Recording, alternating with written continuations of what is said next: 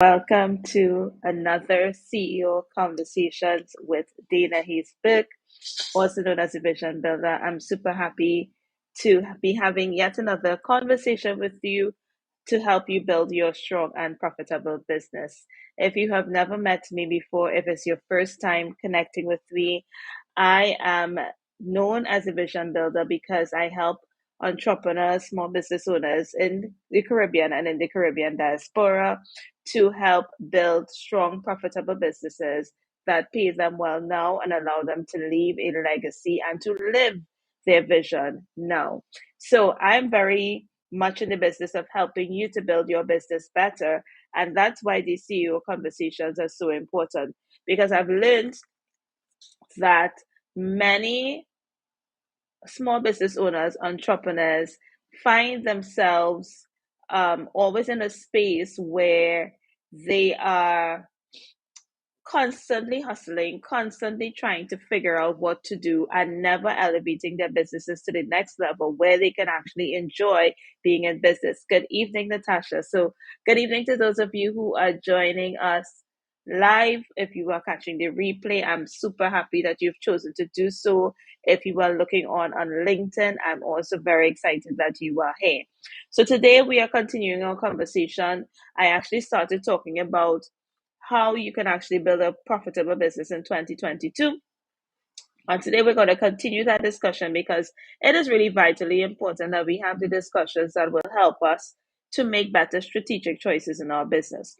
So this evening, I'm actually going to be talking a bit about creating products, creating services. And I don't know how many of you who are looking on are actually in that space where you are thinking, what should be my next product? What should be my next service? What should be my next offering? And you're trying to figure that all out. But my hope is that this evening I can actually point you in the direction of how you can think about your next step, your next product, your next service far more strategically. So if you're with me and you're ready to dive in, just drop a word in the comments so that I see you. I know you're here. I know you're ready to dive in. This evening is going to be far more conversational. I'm not actually bringing out any slides this evening because I'm hoping that you will ask questions as I go along about exactly what I'm sharing or give your comments and your insights and your views. Okay, guys? So let's go into this. Lovely. I see the ones. So today we're going to start talking about how to create a product or service that people actually want. This is a big thing, right? If you're in business, that's the whole point. You want to create something that folks actually want. What is the point of being in business, going through the work of creating a product, creating a service, buying new things, buying new items, and you're not even certain if it's going to be sold? I had a consultation call today with someone, and she's in the preparation stage of her business. She has all of these ideas, and they're great ideas, but how do you know if those ideas are the right ideas to put out to your audience right now? If those are the right ideas that people are looking for? And here's what happens in business.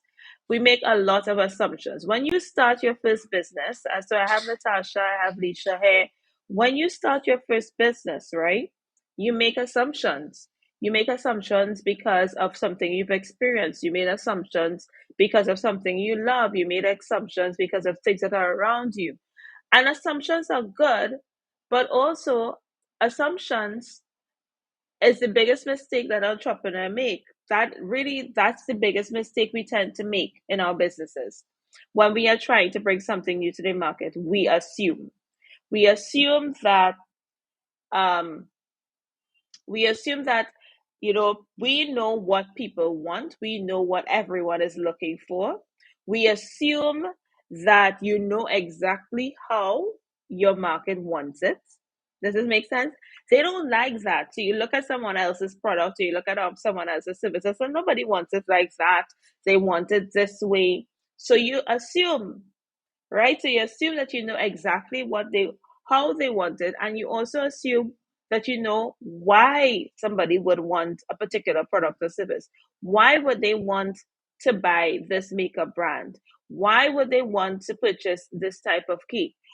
how do they want to get in touch with someone who is providing a particular service? These are some of the assumptions that we make, and I call them assumptions, and I'll explain why in a short while. Are you all with me? But assumptions, a lot of business owners, a lot of entrepreneurs, a lot of people who are in that hustle stage, you start off on the basis of assumptions. But assumptions will always cost you money. When it comes to business, I have found that, I mean, I'm not superhuman. I've had things that I've put out that did not work, right? Why didn't it work? Because I assumed that it was what people wanted.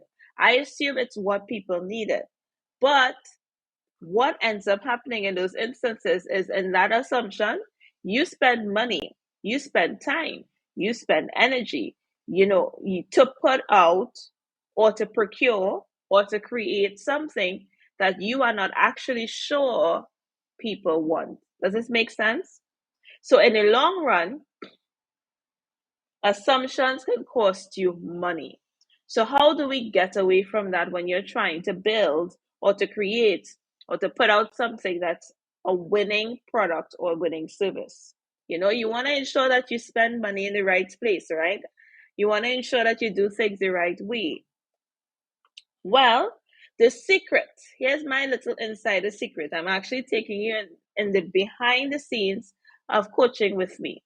One of these things that I've been able to help my clients do, and this is the reason that so many of them have sold our products and services by the time they put it out, the secret that we tap into is that we understand, or I help them to understand, that the way to create a good product or a winning product or service starts with good research. Somebody type good research for me. The way to create a winning product or service, it starts with good research. I know it doesn't sound like rocket science. I am aware of that. But guess what? Big corporations, before they put anything out into the market, you may not recognize it, but before they put anything out into the market, they do their research. Before they think about entering into a new market. Before McDonald's thought about coming to Trinidad, or KFC thought about coming to St. Lucia, before hotel thinks about going into Grenada, there is research that must go into it, because research allows you to make a better choice about what to put out. And let me explain why. I want to bring this together so you can understand.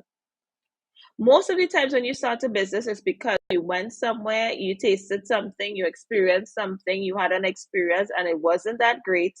But what it did for you is that it triggered an idea in your mind that, you know what, I could. Make sense? I could do this. I can bring that. I can put this out there because there is not enough of that. Right? Now, an idea is always the starting point of a business, starting point of a product, starting point of a service, starting point of entering the market. But that idea alone is not enough to ensure or to guarantee that you have a sustainable business or a winning business model. It's not enough to guarantee that you have a sustainable business or winning business model, because that entire idea, that entire thing is based on your perspective only. But the market is filled up of numerous people, numerous perspectives, numerous needs, and it's really important, if you are to make a dent into the market, or if you are to have success in your business, or if you are to have a product or a service that is continuously in demand, it is really important for you to figure out what other thoughts, what other perspectives are surrounding this particular idea. And that is why you need research. And that is why big $1 million companies also do research. And that is why, if you are to take your business out of hustle mode, out of that serial entrepreneur mode, to actually becoming a small business owner and a CEO, where things start working for you differently, it is critical that you do your research. Are you all with me? So let me put this out here one time. Right away, I want to put this out there. Good research isn't just looking at what is trending. Sorry, guys. Good research is not about trends. Good research is not just going and doing a Google search and saying, oh, nobody else is doing this, so I should do it. I'm sorry, guys, but I'm also not sorry. Good research isn't just simply observing what everybody is doing and say, oh, you know what? I could do that too. A lot of people are doing it, but they're not doing it in my country, so I'll do it too. That is not good research. And I have to say that because so often when I have my consult calls, persons say, I've done my research. I looked, I did a Google search. I looked and I did this, and I looked at this, and I looked at that. And that is a good starting point. I'm not saying that's not research, but that is not a good research that is going to help you to really find your winning product. Now, for those of you who are looking on live, we have a few of you that are on, and those of you who might catch the replay, I want to ask a question. Have you ever really done research for your business? There's no need to be ashamed. There's no need to feel like, oh, do I want to answer that? I actually really want to find out if any of you have actually done research for your business.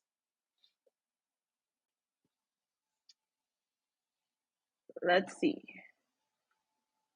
If you've done research before, just let me know. If you've never done it, it's fine. Let me know. Tonight we're going to deal with that because we're making CEO moves. Nope. I see a nope. And you know what? Sometimes it's the nature of the business too, right? You think, I don't need to research. Obviously, people need this. But there is a way to find that sweet spot that allows you to just keep having those recurrent clients and seeing some no's. So we have some homework to do. And I'm going to share with you how you can get this homework done, right? So there are some steps in the research process that I'm going to share with you this evening. I see no you haven't, Fallon. Okay. There are some steps that I want to share with you in the research process that I think is going to be really helpful to you as you start the research process, because I think sometimes we feel research, I don't know how to do that. Research, I'm not sure. I'm not that kind of person. I'm not a researcher. Well, let's go into it. I'm going to show you how easily you can get this done. There are 4 steps that I've identified. I see you, Curly, you tried a bit. There are 4 steps that I've identified that will help you to create your winning product. 4 research steps. And I'm going to share with you what those research steps are. So as best as possible, try to take notes. If you can't, it's fine. That's why there's a replay. That's why it's on the YouTube, so that we can actually, you can always come back and check it out, right? So there are 4 steps to identifying your winning product, 4 research steps. The first step I call identify. Identify. And there are 2 levels of identification that I like to look at when it comes to research in this area. The first level is identifying from your own perspective why you like this business. Why did you start this business? What is it that you offer? So when you started the business in the first place, what did you start with? When you started this business, what was your first product? What was the first thing you thought to offer? What was that? Okay. And as you think about that, I also want you to identify for yourself what is your favorite part of what you do in your business. If you haven't started business yet, then think about, when you think about your business operation, what a part of running your own business energizes you the most, right? Why is this important? Because a lot of the times we get very caught up in our business, trying to just make that dollar, that we forget what we like about our business. And I don't believe your business should be dreary and boring and you don't like it, right? So, and that actually helps you to go beyond just the product, but to understand the underlying concept of your business and bring it all together, right? So you might, I'm gonna just use Natasha because Natasha is here. You may be making um, cakes and other pastries. And I love your slogan is it's more than just a pretty cake, right? But then what is it that you like about what you do in your business? It could be interacting with people, it could be the creative aspect of it, it could be seeing people's expression. What is it? What is the most exciting part of your business? What is the most exciting part of your business, Fallon? For you, what is it that you like about your business? And this is really important because especially if you're in business for a very long time, you can really get caught up realistically in the day-to-day situations that you're trying to deal with in the day-to-day running of your business and trying to actually earn a dollar. You can get caught up in that and lose sight of what you love in your business. So that's the first thing you want to identify because that's really important. The next thing you want to identify is who do you want to sell to? Now, I'm not going to go into all of the details of this ideal client profile, but I do believe that it's very important to have a soft profile of your clients. And what do I mean by a soft profile? So you have the demographic profile, which talks about the gender, if your gender is relevant, the age group, the income category, all of that stuff. But then you want the soft side. What are they looking for? What have they been looking for in a particular type of product, type of service area, or industry that they have not been able to find? What is this thing that they are searching for? You want to be able to build out a profile of your client. So that's the first step, identify.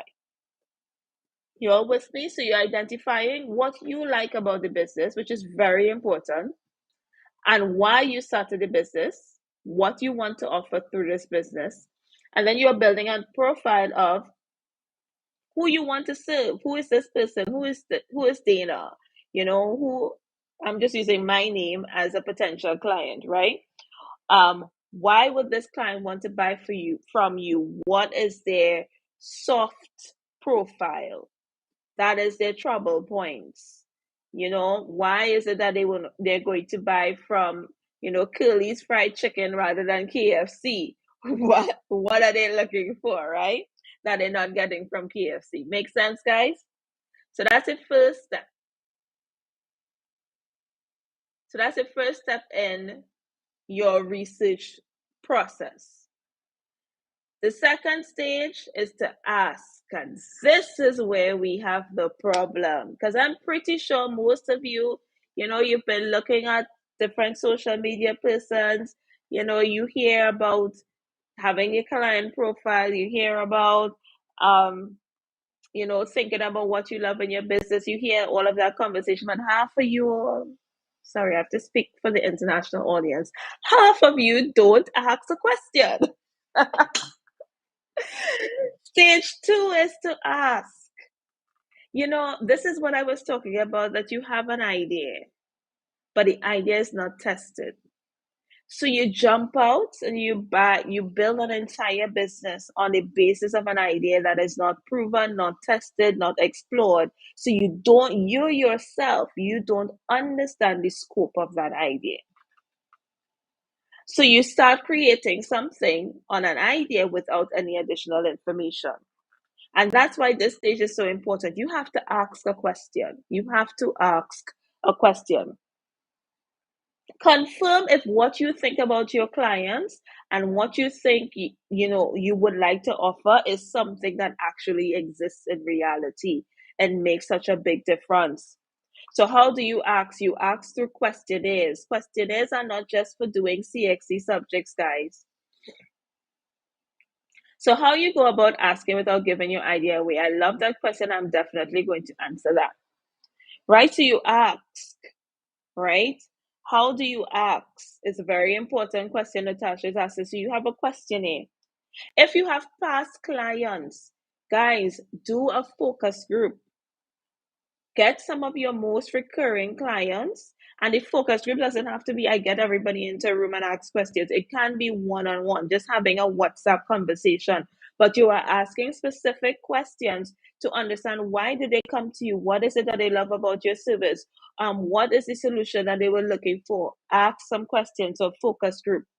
And then lastly, my last position is if you don't have a client base, I'm pretty sure you can use your demographic profile and get a questionnaire out there. And then you can use your social media to ask questions. So you could use your social media to ask or to put out the questionnaire out there for people who meet your client profile and offer them some sort of incentive from your business. Now, Natasha asks a fabulous question. How do you ask without giving your idea away? The questionnaire, remember I said with the client profile, it is not simply about, it's not just that they want to buy, let's say, Nike shoes. It's that maybe they're looking for something in athletic wear, right? So you're not asking in your questionnaire, you're not asking about a specific product. You are asking from the context of the problem that you were solving. So Natasha, because you are in the area of, cakes and pastries and that sort of thing, you're gonna ask questions along the line of what is your biggest pet peeve when it comes to purchasing a cake or custom cake for a birthday? What would an ideal cake, what would an ideal bakery or custom baking experience look like for you? What is your top priority when purchasing cakes and other baked goods? You are not saying a thing about what you were offering. What is your greatest frustration? If you, let's say, I'm just assuming, Natasha, let's say you want to put out a baking course. Your questionnaire is going to ask simple things like, what is your greatest frustration when trying to bake on your own? If you can find something that helps you to become a better baker or to realize all of your baking dreams, how would that make you feel? That is actually giving you information about the client and about what they're looking for and what their ideal solution looks like.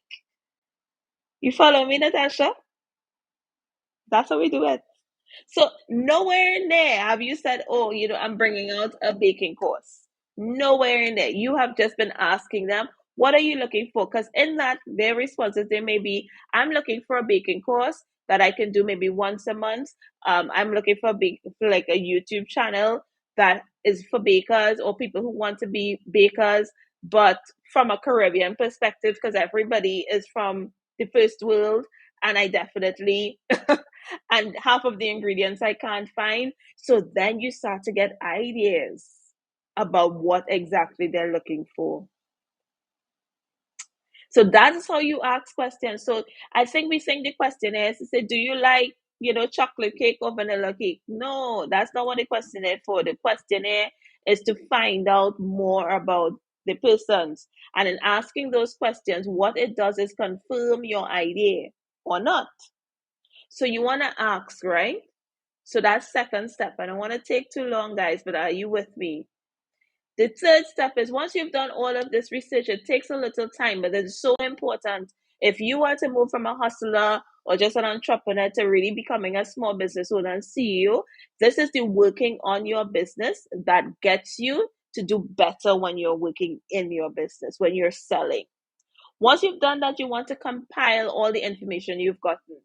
So you want to take, that first step, identify all the things that, comes out of your mind and compare it with all the information that came out of your custom audience or your client base or people who matched your profile to see what matches. To see what matches. That's so important.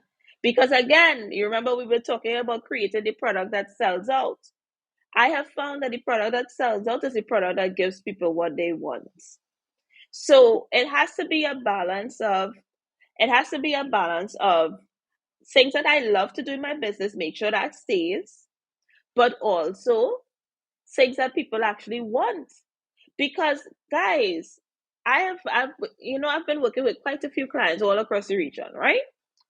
And sometimes we think that adding value is throwing everything in the kitchen sink in there so that people will buy it. And I literally have had clients who have done that and folks did not buy it. Do you know why?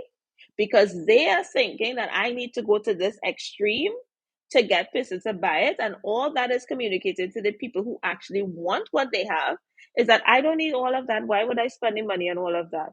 If they kept it simple and just gave folks what they wanted, then guess what? You are likely to have a sold out product. So compile the information. Does what you projected match with what you actually received? What are the commonalities? What were the differences? What were the surprises? What were the things that people said they actually wanted to solve this particular problem? And you know what? This is actually how you find your competitive edge for the next stage, which is then to create the actual product, service, program that folks actually want. So you see how important and how powerful research is?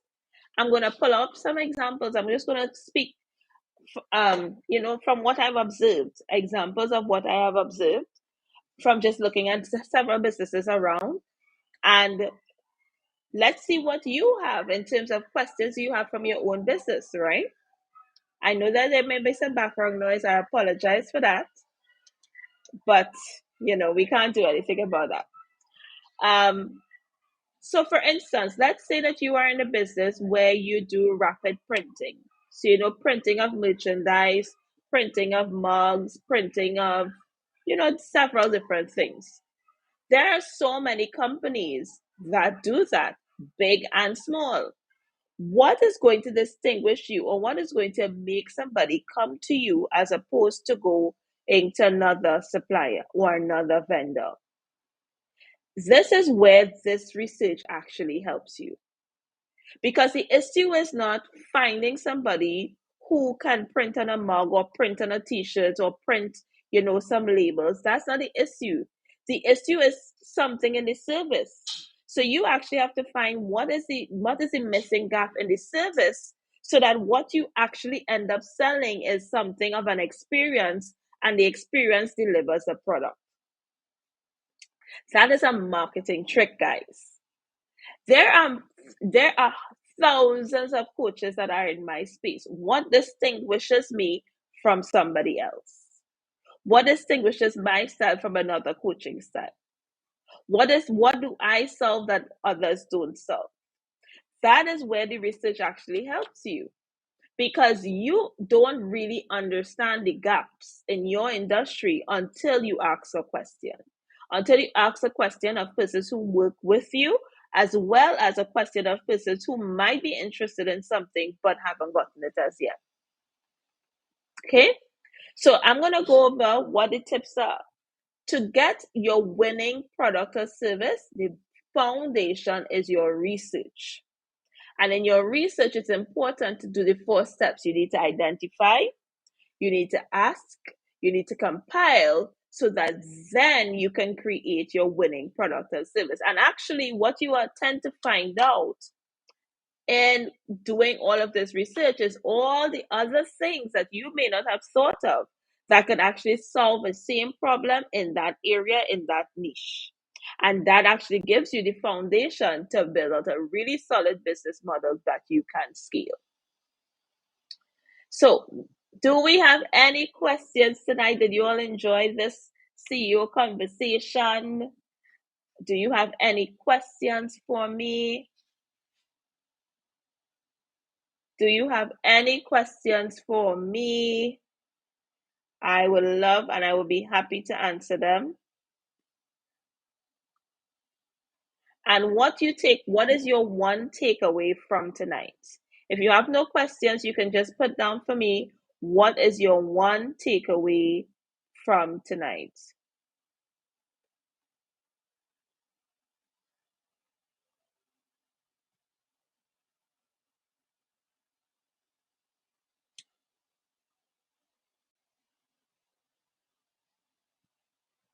And while we're here, I also want to remind you to please remember to subscribe to this channel on YouTube.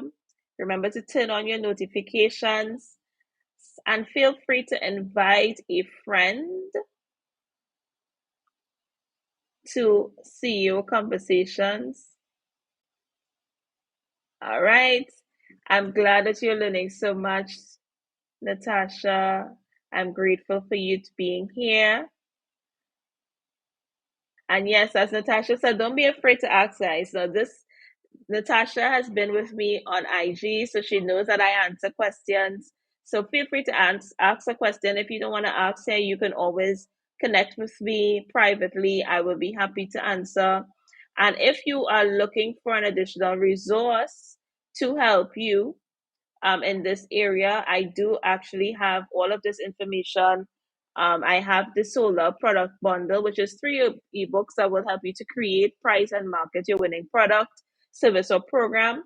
So if you are interested and you think, okay, this is great, I want some additional help, you can always run over to my website and get that resource. Those books are workbooks, they're ebooks, so you can print them time and time again, and you actually work through all of these processes and other steps.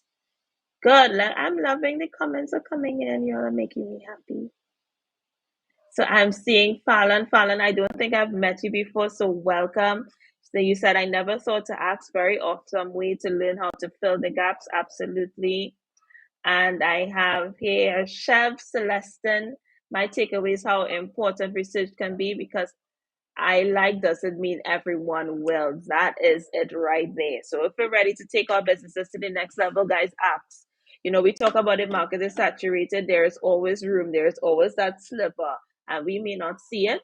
So when you ask, you get a response, and you have more information to help you.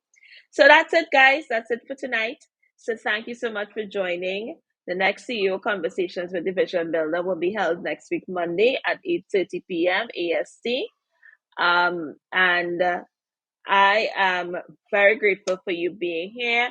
Also, feel free to connect with me on Instagram or on LinkedIn, and we can continue any other discussions. If you have any questions, feel free to send me a message. I am willing to respond.